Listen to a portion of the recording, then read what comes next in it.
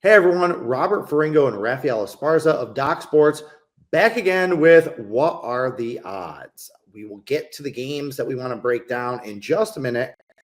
But first, I want to mention to click on that free 60 link down in the description. That will take you to Doc Sports and give you $60 free credit to be used for any handicapper, any package in any sport that you want. We will also have free plays for you at the end of this video. And Raphael, we are coming up to championship Saturday in college football. I got to tell you, I got to be completely honest with you and with everyone watching. This is probably my most hated football week of the year. I don't know what it is.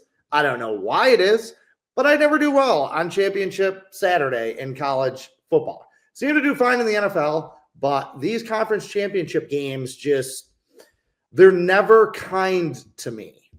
Is there anything that you have come across, any tips or tidbits from your experience in how these conference championship games may be different from handicapping regular season games?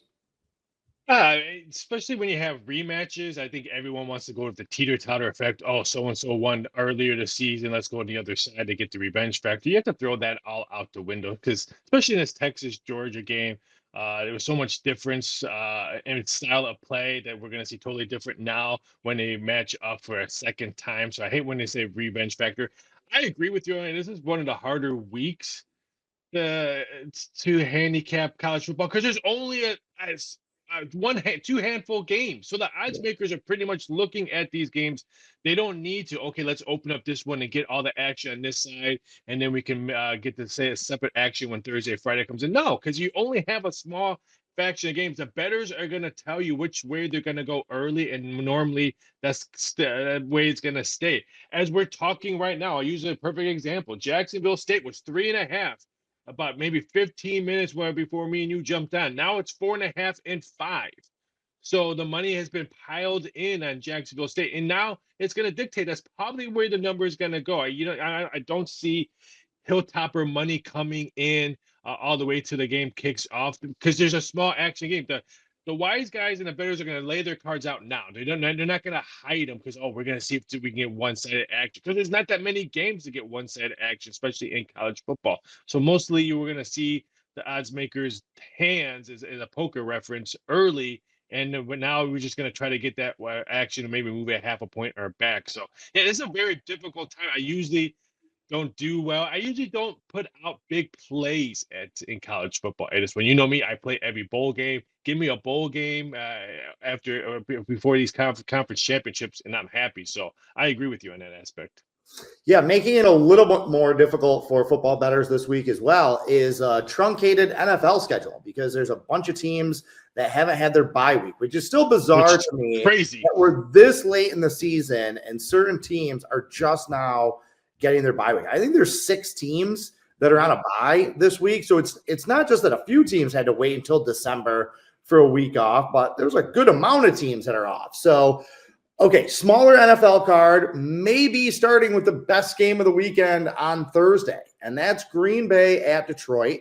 The Lions are 3.5-point favorites at home, and why wouldn't they be, right? I mean, they're the best team in football. Everyone kind of agrees on that.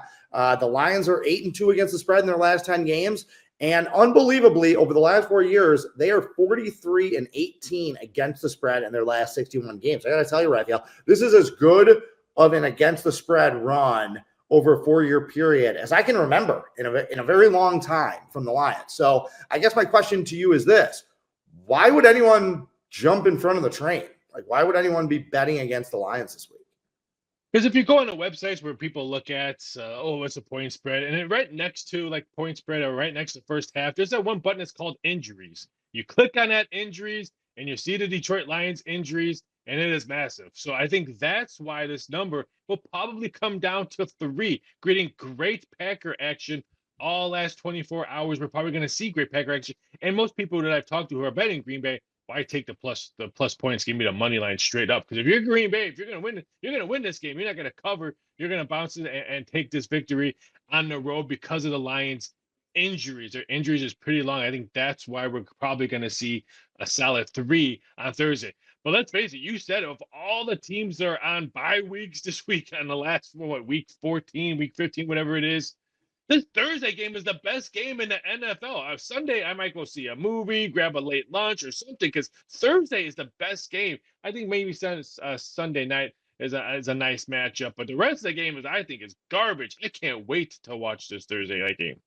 Okay, so everybody was watching last Thursday when the Lions beat the Bears. Kind of escaped with that win due to Chicago's own incompetence. But is there a little bit of a carryover? There's two ways of looking at that game, okay, from the Lions' perspective and people wanting to bet this game. On the one hand, you can look at that game and say, you know what? They barely beat the Bears. That game probably should have gone to overtime. They could have lost that game. Add on to the injuries, add on to the fact that I like Green Bay, and the fact that Detroit's 11-1. Look, they're going to lose again in the regular season. They're not going 16-1. I like the Lions. You like the Lions. They are going to lose again in the regular season. This could be a good spot to find that loss. That's on the one side. On the other side, could you look at it and say, you know what? Detroit almost lost. They are the best team in the NFL. Should we expect a better effort from them this week? Because really, the Bears were kind of lucky to hang around early in that game. Like if Detroit had been a little bit more efficient in the red zone, they could have knocked them out. That could have been a 30-point game, midway through the third quarter. So maybe catch Detroit on the bounce back. How are you looking at those two, equal but opposite reactions to the Lions last week? You could look at the Lions that way. If it wasn't for that massive injury, especially on the D side, yes, I know Green Bay's won 8 out of the last 9, but let's look at their wins. Miami in the cold, where we all know what Miami does in the cold. They played the 49ers, which injuries list is probably more massive than the Detroit Lions injury list. They beat up the Bears. They beat up the Jaguars, only beating the Jaguars by 3 on the road. So they haven't really beaten that significant team. So if you want to look at that, I would say if you're looking at the Lions, wait to get that 3. Don't take the 3.5. I'll even lay the -120 on the 3. Why lay the 3.5 if you want to look at that way? At the same time, Green Bay's probably playing some of their best football, especially the offensive line and that run game. I think that's what people are probably looking at. If the Detroit Lions have some injury on the D side, what if the Packers can run on that injured D side? I think that's why Green Bay is getting action. All right, we're going to stop there with the NFL, and we're going to shift over to college. And through the championship game numbers that were, I got to tell you, a little surprising to me. Normally, championship game numbers really don't stun me that much. I usually see some 6s, some 7s out there. There are conference championship games that we've seen double digits where, one team is obviously a big favorite over the other. A lot of small numbers this week, and that really kind of surprised me. Now, the first one that I want to talk about is the one that you already mentioned, and that's Georgia, Texas. Now, this line opened with Texas -1.5, and it's actually been bet up to Texas at -2, -2.5. Now, as you mentioned, Georgia beat them in the first matchup. So are people playing the revenge angle here on Texas, or have people just kind of clued into the fact that Georgia's just not as good as everybody thinks that they are? I think that is. I threw the big white flag when they barely beat UMass, when they were struggling against UMass 2 weeks ago. Not even talking about the Georgia Tech game, but had 7 overtimes when they won? I can't remember. 8 overtimes. Sorry. I remember the overtime game remember LSU was in that overtime. They lost 75-72. That's the greatest overtime college football game that I can remember. But I just think that's the way people are looking at Georgia right now. They're not the same team. Their quarterback play has been awful at times. And I just think people of Texas, not 1 but 2 quarterbacks, can come in and put a butt whooping on this Georgia defense, who has not been playing Georgia defense like. Because again, look at what Georgia Tech did. Look at UMass put up 21 points against the Georgia defense, and that was even the second string defense. There was 21 points against their first string defense. I think that's what they're seeing. It's just not the same Georgia team. That's why I'm hoping Texas beats them, even though I think they're going to get in. But at least I can complain on Tuesday that why is Georgia in after getting butt whooped again by Texas. Yeah, wouldn't it be something if Georgia and Alabama had gotten bumped out of the playoffs? So unfortunately, they're not going to be, even though people can't wrap their minds around what I've been saying for 2 decades, that the SEC just isn't what everyone thinks that it is. They think of it as this just overwhelming colossus conference. No, it's not. They play football around the rest of the country as well. Now, you mentioned earlier you don't factor in the revenge motivation here for Texas. Forget about revenge motivation. I mean, look, they're playing for a conference championship. There's playoff implication on the line. All the players are motivated right here. But just from the standpoint of if we have 2 teams of relatively equal talent, shouldn't it play out where the teams over 2 games would split them? Does that factor into your handicapping in this at all? If it was at maybe Texas or something different, I might. But this is a home game for Georgia, pretty much. You know it. Okay. It's in your backyard. Yes, there's going to be some burnt orange. Yes, we're going to see Matthew McConaughey probably at the game, but there's going to be a lot of red and black all over the stadium. So I have to throw that revenge factor out and boost in more home field advantage more than revenge factor. Yeah, you beat me to it. That was exactly going to be my last point, is that this is a home game for Georgia. Make no mistake about it, that the Mercedes-Benz is going to be probably 80 to 90% Georgia fans. They did go on the road and beat Texas in Austin. And don't forget, they won that game relatively convincingly, even though Carson Beck threw 3 interceptions in that game. I don't expect them to be that bad this time around. Wouldn't surprise me to see Georgia lay it on Texas, to be completely honest with you, because of the fact that Texas hasn't played anyone. You know, we're starting to strip down people's resumes on the season to see who belongs where in the playoffs. Texas doesn't have any convincing wins. Like beating Texas A&M by 10 points last week, like, okay, Texas A&M was in the top 15 or whatever. Texas A&M wasn't that good. They're not some superpower team that Texas just beat. And, you know, they didn't play all that well in that game, frankly. So, you know, that's going to be probably the marquee game of Saturday. And I will be interested to see if the line keeps moving Texas's way. Now, okay, surprised by that number with Georgia, Texas, with Georgia playing basically a home game after beating them the first time. Really surprised by the matchup in the Big 12, right? Nobody had this on their bingo card. Iowa State at Arizona State. Arizona State opened up as a small 2.5-point favorite. That number's starting to come down a little bit. Explain that number and explain that movement to me. Actually, Iowa State opened up pretty much 1 across the board, and now it's pretty much the Sun Devils -2. There was a couple of 2.5s, but I went to look at that. I don't think we're going to see 2.5, because normally when you see 2.5, 3's just around the corner. I don't think we're going to see that one. But give hats off to Arizona State. They were picked dead last to win the Big 12, and we're talking about them December 4th to try to win a conference championship. So hats off to Arizona. This is going to be very interesting. I'm going to be rooting for Iowa State just because I wanted some chaos on Tuesday when I'm watching college football, or I'm sorry, the SEC playoff invitational when they release the final one. I'm going to be rooting for Iowa State. And I think Iowa State, they had that hiccup. They had that loss. I think they're playing a little bit better defensive-wide than Arizona State. I think the defense is going to be the reason why they beat a great story. If it wasn't for Indiana, I think we'd be talking more about Arizona State. Yeah, I mean, they've had a wild last 2 weeks, right? They had that crazy ending against BYU where they won that game and everyone rushed the field and they had to push everyone off. And then last week they had their big rivalry game. And I watched a lot of that Arizona State-Arizona game. Arizona State, I mean, that one was over early. They walked through them like wet paper in that game. So Arizona State, they're 5-0 straight up and against the spread in the last 5 games. They're playing their best ball at the right time.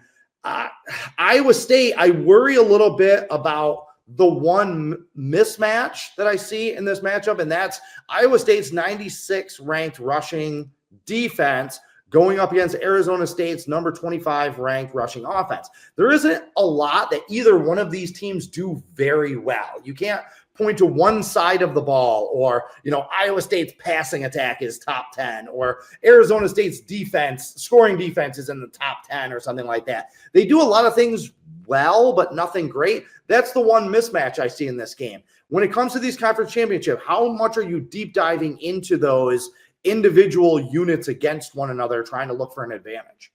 Yeah, I know the rush defense is bad. We saw it in the Kansas State game. Kansas State had 2 players that rushed well against Iowa State, but Iowa State snuck out the victory in that game. And I think that's what I like to impress me. They can still give up the rushing yards. Their secondary is not bad. If you can just not get blown away by the run game quickly and early, I think they just held the hold of that. I thought the win against K-State and how they won, still giving up those tons of yardage on the ground, but still able to lick their wounds and win the W. So I was really impressed on how they played.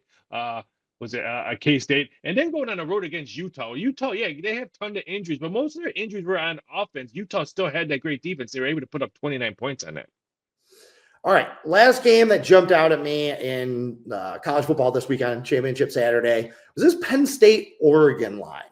I got to tell you, I was expecting this to be a little bit thicker. Oregon, consensus number one team, undefeated, have pretty much dominated the Big Ten this year. Only a 3.5-point number on a neutral site against Penn State. Am I kind of the crazy one here for expecting that number to be up around 6.5? Or, is that an indicator line? Should the alarm bells be going off? The fact that it is a shorter line, or is there actually some value here on the Ducks against a Penn State team that has proven that it can't beat top 10 teams? I mean, James Franklin, 3-18 straight up against top 10 teams in his career. Well, what am I missing here, Raphael? Yeah, I made this number a solid 5, and I thought, maybe it should be a solid 6, just the way Oregon has steamrolled in a second. I don't get Oregon struggled in the beginning of the season. We're like, hey, what's going on with the Ducks? I just think they had gelling issues, and now they're playing much better. They've won what? I wrote this down. 13 straight in their last 27 games. They've won 25 of them. I was so totally blown away with that stat. I thought for sure they had more losses and close to 30 games they have played. Yeah, I thought there was going to be a solid 5.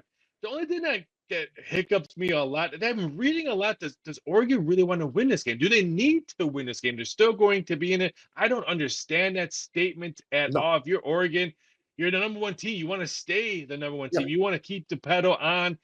I'm a little bit shocked. I really thought this was going to be 5, and then maybe by Thursday or release time or even kickoff would be closer to 6. Yeah, because I don't want nothing to do with Penn State. Penn State, Ohio State, I will never bet them against elite teams until they show me something different. I rather lose my bet against Penn State or Ohio State because they finally showed me something. Yeah, the idea that they wouldn't want to win this and win the Big Ten championship is stupidity, frankly. To just I don't know if it's trolling or just trolling for clicks or whatever, but it makes no sense thinking that they would want to somehow lose this game. You have a chance to finish the regular season undefeated, win a conference championship. They're going to have a bye week in the playoffs one way or another. So what, you're just going to take the month off and then show up, on January 1st or whenever their playoff game is and expect to play their best football. So that's stupidity. So this is a neutral site game.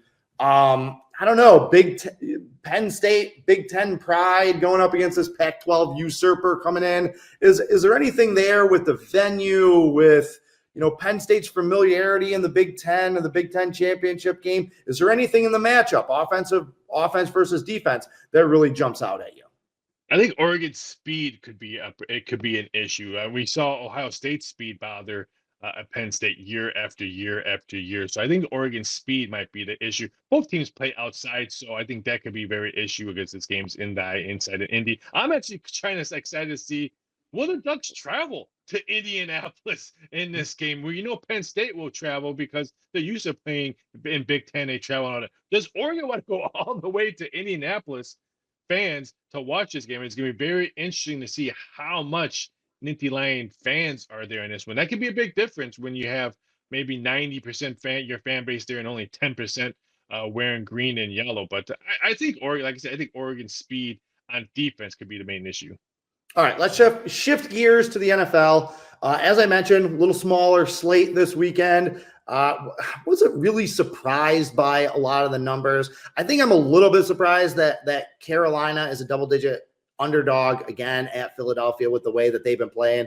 Little surprised that Tennessee and New Orleans are favored because they have been such pathetic teams, but their two opponents are so pathetic also that's kind of reasonable. One of the games that you pointed out that kind of jumped out at you from the numbers perspective is Buffalo going out to Los Angeles to face the Rams. What was it about this that caught your attention? Buffalo's the Kool-Aid flavor of the month, and now they're still shoveling their way out. Now they have to travel to California. Does this game smell like a trap? I mean, we're just crazy. We already gave Allen the Player of the Year award. This one, it just sounds like Buffalo always has that hiccup. Allen always has that game that he has 2 picks. This one just screams to me, welcome back to earth, Buffalo Bills. That's why this number, and they keep on betting. This one opened up at 3.5. This one will be probably 5 because the parlays and teasers are so heavily right now on the Buffalo Bills. We'll probably see a 5 because it's a 4:25 game, not an early game like a noon game. So this one just smells weird to me. I'm not saying Buffalo's not a good team. they're my second best team in the league. I got the Eagles as the number one team in the NFL, not the Lions. But this one just smells weird just because of what we watched the other day. This number is above a lot of key numbers. They're just kind of baiting you at that 4.5. Does it seem to me, though, that they're kind of trying to beg for Rams money? Nobody wants to bet against the Bills right now because what they've done to Kansas City and San Francisco in their last 2 games, how hot they are. That 4.5, it feels like the sports book's just kind of dangling it out there, being like, please take the home underdog. They are. You see, I'm looking around. DraftKings and FanDuel have 4.5 minus 120. So you're getting even money on the buyback on the Rams at plus 4.5. So so they're begging you to grab the Ram money. Should that be an indicator that maybe Buffalo's the side then? No, because it's what, Wednesday, December 4th. They still have 4 more days. They're just trying to probably gather as much money as possible on one side to try to balance their books. Now, if this was Saturday night or something like, and they still had even money on there, then I'll be like, hey, what's going on here? We only got less than 24-hour action on this one. But when you see minus 120 even money on an early slate, when the numbers already moved a full point, 3.5 to 4.5, that just tells me they're just trying to gather up that money. All right, NFL game that jumped out at me was this Bears 49ers game. So we've seen over the past couple of years, teams make these in-season coaching changes, fire the loser, bring in the interim coach, and those 2 teams usually get kind of a short-term bump, right? Like rally around the new leader type of thing. This number opened with San Francisco at -6. Now it's down to San Francisco at -4. The 49ers kind of reeling as it is right now. They've lost 3 in a row. Brock Purdy, is he healthy? Is he hurt? Christian McCaffrey's probably out for the year. People are just embracing the fact that the 49ers are kind of a mess. This is, again, where I pat myself on the back for my 8-unit futures play being on the 49ers under. I was selling my 49ers stock way earlier than everyone else. What's your take here? Like, the Bears are kind of a mess, but are they going to get that interim coach bump? San Francisco's kind of a mess, but I think everyone still agrees that they may be the better team. Well, like, what's your takeaway in this game? That I'm glad Seattle, Arizona, and Rams are playing, so I don't have to watch this game, because this game is going to make me depressed. I mean, you said they're both in shambles. Not only are the 49ers so banged up they have injuries, but reading the Trent Williams story about losing his stillborn kid made me want to cry early in the morning as I was drinking my coffee. I want to root for the 49ers just because of what they've had to deal with all season. But he's probably sitting in the locker room and no one's giving him hugs because everyone's injured. They're all in the nurse's room getting their rooms. I just don't know how to feel for this game. If I was going to bet this game, which I'm probably not, I'd probably look at the Bears side of it, because the Bears are playing right now for auditions, either going to another team, who's going to coach us, let's play really well to try to get a big coach name. 49ers are just trying to escape another injury. They just want to erase this season, because when we look back for 2024-2025 49ers season, we're going to say injuries. We're not going to say, oh, they're disappointed. We're not going to treat them like the Bengals. Everyone can say the Bengals had a horrible season. They didn't have injuries. They just played awful. 49ers, we're going to look back and say, every time I watched the game, someone was being carted off. So this game just depresses me for a 49ers point of view. Again, the Bears will probably decide that I would look at. I mean, I'm a Bears fan, so I've been depressed about the NFL for about 30 years here. So 2 things about this. Number 1, I want to mention it again. If the Bears do cover, or are we already there? Are we at the point where we should be, as a betting and handicapping angle, blindly betting on the team that just fired its head coach? Are we there yet? Like, should we just be taking the Bears on spec? Because over the last 3 years, we've seen time and time again, team fires its coach, comes out and plays one of its best games, wins, covers, does whatever the following week. Do you feel like we should be there already? We could. We saw with the Saints.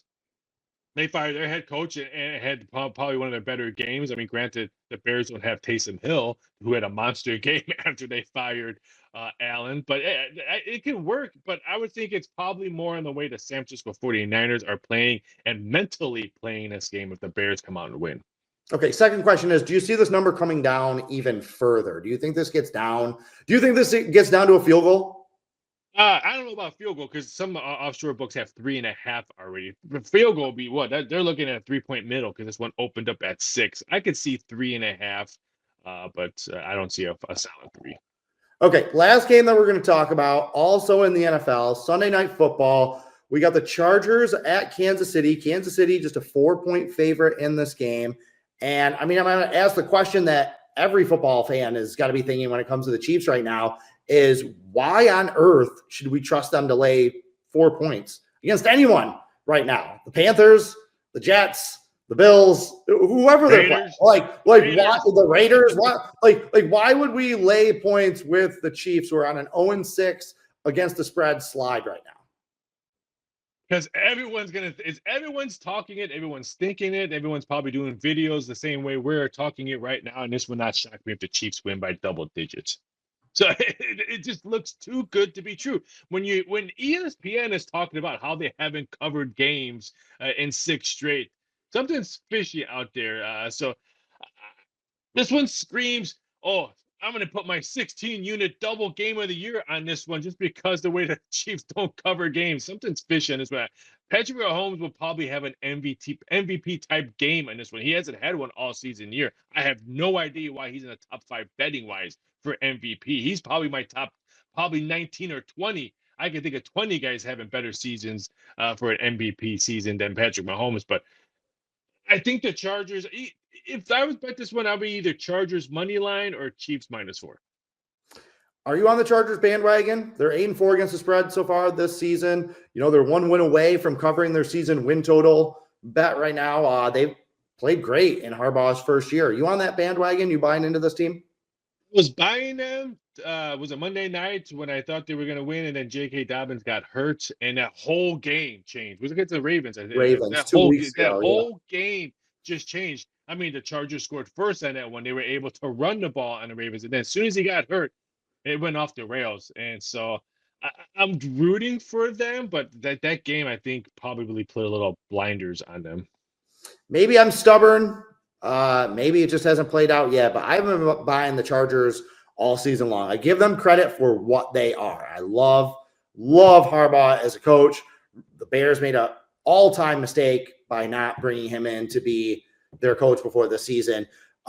They just do what they do, right? Like they just play very vanilla football. They run the ball, they play good defense, and their quarterback is good enough to make the throws when you have to. I don't see much of a ceiling with this team, and they're really not beating good teams. Going on the road and beating Atlanta last week, yeah, it was impressive because they were off a Monday Night Football game, right? But Atlanta stinks. Like Atlanta's they're just a bad team. So I think Cousins just threw a pick. Cousins just threw another pick. If you go through the whole roster of who the Chargers have played and what they've done to them, they're not blowing teams out. They're not blasting teams. They play a lot of close, a lot of low-scoring games, and they're winning those games simply by not making mistakes. And I just wonder, when they're going to run out of road with that style of football, when their talent limitations are going to catch up with them. Now, I will have to say the Chiefs have beaten the Chargers 6 straight times, but 5 of those were really close games. 4 of them, including the first meeting this year, were 1-score games, 7 points or less.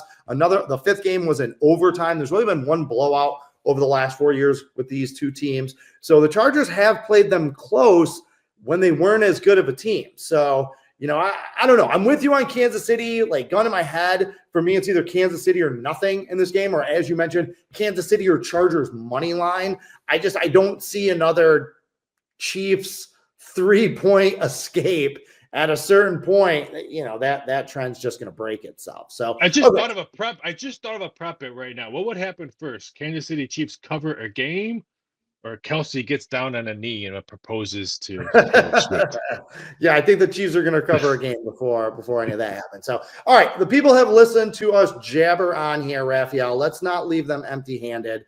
You got a free play for them? Yeah, I'm fading the Falcons. Give me the skull. No one's talking about skull. Everyone's excited for Thursday Night Football. Packers and Lions. But no one's talking about Minnesota.